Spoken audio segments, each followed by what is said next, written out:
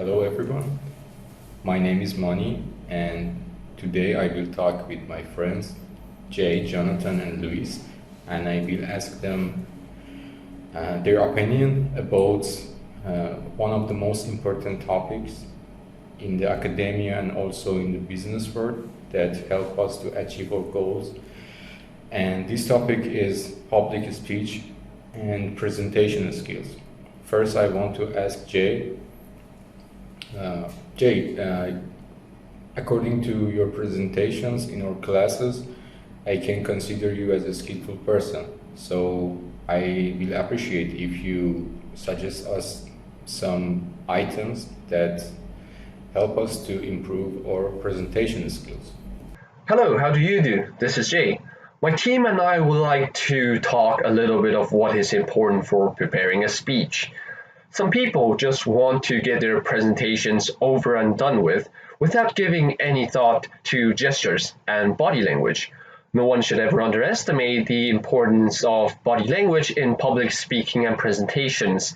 Give up the wrong vibes and you'll end up pushing your audience away. But with the right body language, you can just as easily win them over. What is body language? Simply put, body language is your body's way of communicating without the use of spoken words. It's the combination of facial expression, gestures, and movements that convey what goes on in your mind.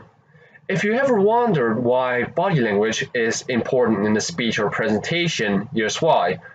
People will often try to sound confident, but their body language will say otherwise. Or they'll say something like, "I'm happy and excited to be here," but their facial expressions and their gestures say they're really not.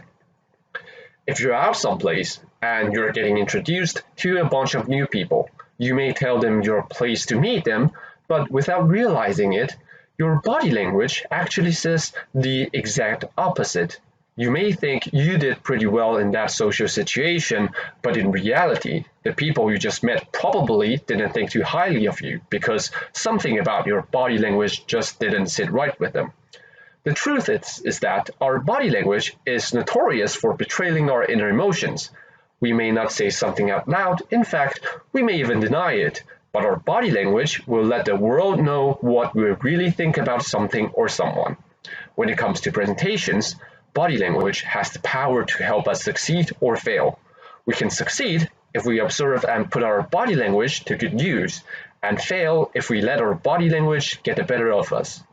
When you practice your speech, it's important to also work on your body language.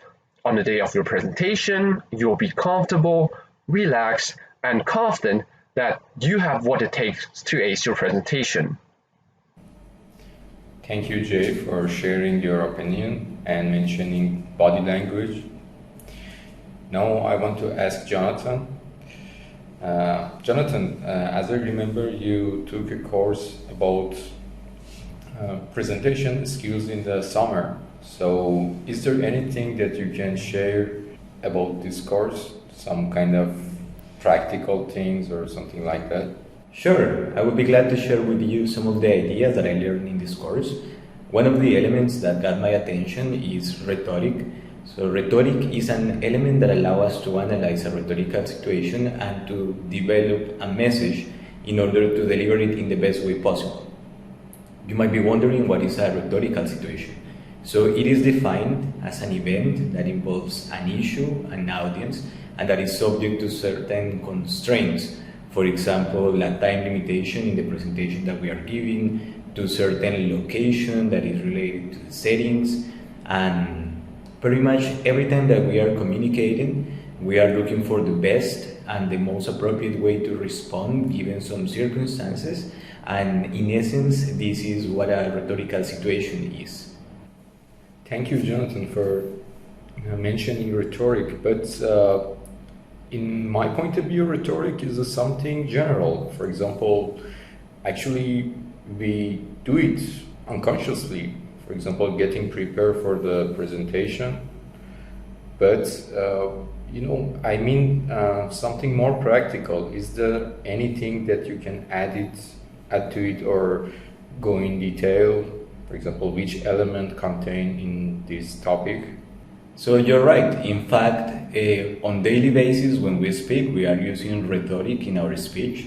However, these elements that you are talking about are really important because it gives more framework to structure the speech before a presentation in a context of a business presentation or an academic presentation. So these 5 elements that they were mentioning are the topic, the audience, the settings, the occasion, and also the creditability. So the topic is not only what you are going to talk about, but at the same time is what sets the limitations that you should consider in terms of what you will talk about, and also things that maybe you want to avoid in your speech because maybe you are covering some kind of sensitive topic. So you should prepare in advance what you are going to include and maybe what you are going to exclude.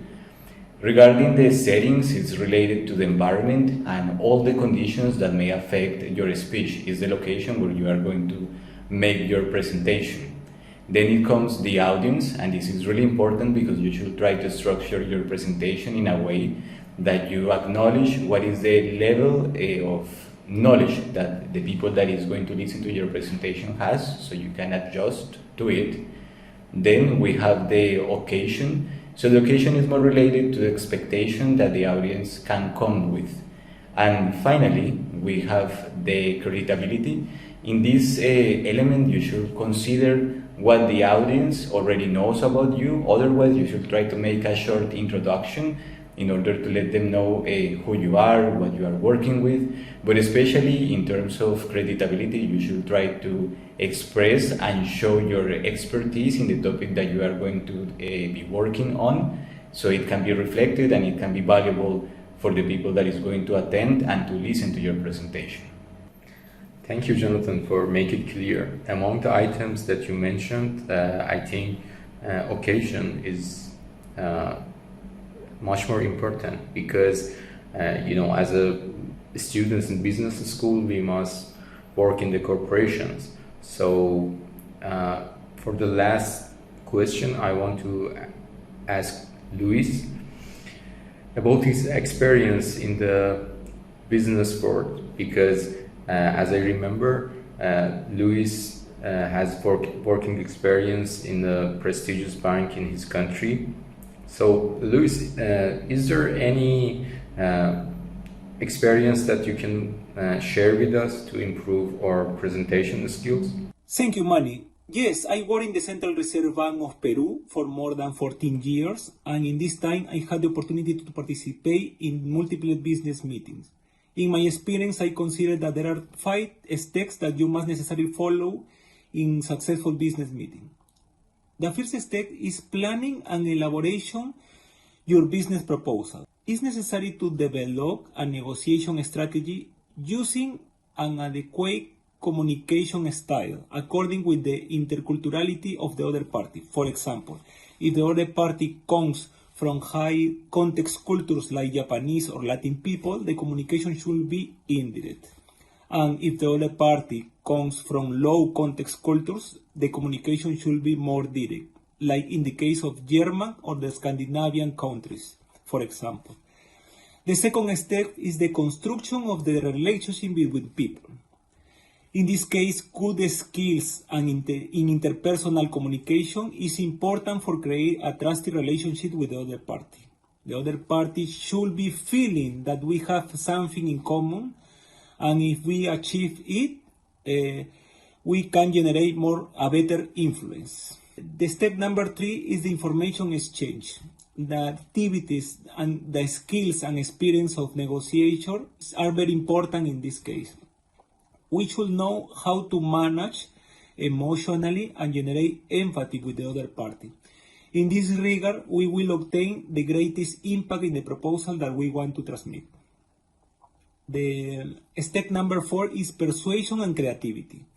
It's important to know that different methodologies to be able to face a potential conflict. That's why it's always necessary to have a negotiation margin for closer the different position and interests with the other party. Finally, we have to know how to closing a proposal.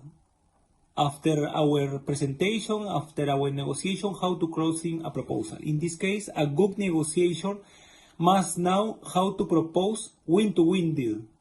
We don't only must seek our benefits, we must also find how to create value for the other party. Thank you guys for sharing your idea, and thank you for watching our video. I hope you will find it useful, and good luck.